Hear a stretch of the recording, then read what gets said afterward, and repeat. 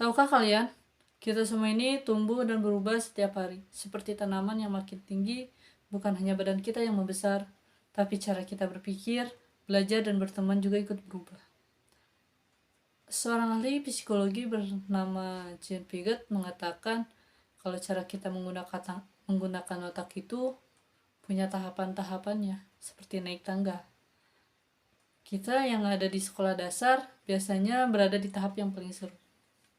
Usia kira-kira 7-11 tahun, berada di dalam tahapan operasional konkret, yang dimana konkret itu artinya nyata, bisa kita lihat, sentuh, dan rasakan. Mungkin dulu waktu kita kecil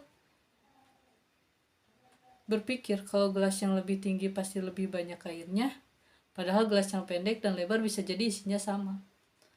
Tetapi ketika kita sekarang usia sekolah dasar, kita sudah bisa berpikir logis. Kita tahu kalau airnya dipindahkan, jumlahnya tidak berubah. Meskipun bentuk wadahnya beda, kita sudah jago memecahkan masalah nyata. Contohnya, kita tahu kalau 5 tambah 3 itu 8.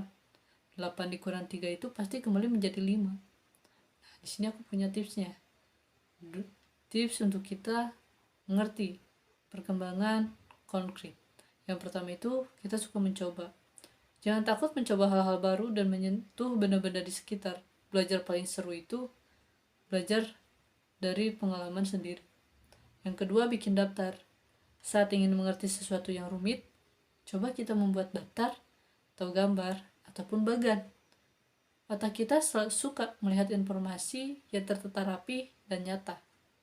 Dan yang kedua itu, ada kita merasa dan berinteraksi, yaitu perkembangan psikososial, di mana Erik Erikson mengatakan dia memiliki 2 teori tentang perkembangan perasaan kita.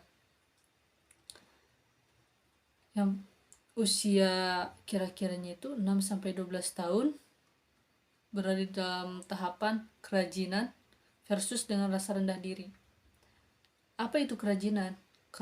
Kerajinan itu aku mampu. Ini adalah saat kita berusaha keras menyelesaikan tugas dan merasa bangga dengan hasil kerja kita di sekolah, di rumah, atau saat bermain.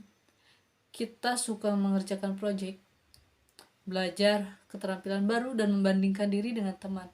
Kalau kita berhasil, kita akan merasa hebat dan percaya diri. Terus yang kedua, rasa rendah diri. Rasa rendah diri itu aku tidak bisa, dimana hal ini muncul ketika kita terus-menerus gagal atau saat orang lain selalu meremehkan usaha kita. Kita jadi merasa tidak pandai atau tidak sehebat teman yang lain. Di sini juga aku bisa memberikan tips 3 dari perkembangan psikososial. Yang pertama, aku rajin. Fokuslah pada usaha dan proses, bukan hanya hasil. Setiap tugas yang selesai membuat kita makin terampil. Yang kedua, aku rayakan kemampuanku. Setiap orang punya keahlian yang berbeda. Tidak apa-apa tidak jago di semua hal. Cari tahu apa yang kita suka dan terus kembangkan.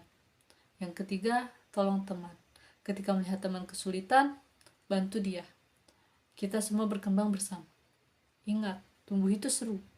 Setiap hari kita menjadi pribadi yang lebih pintar dan percaya diri.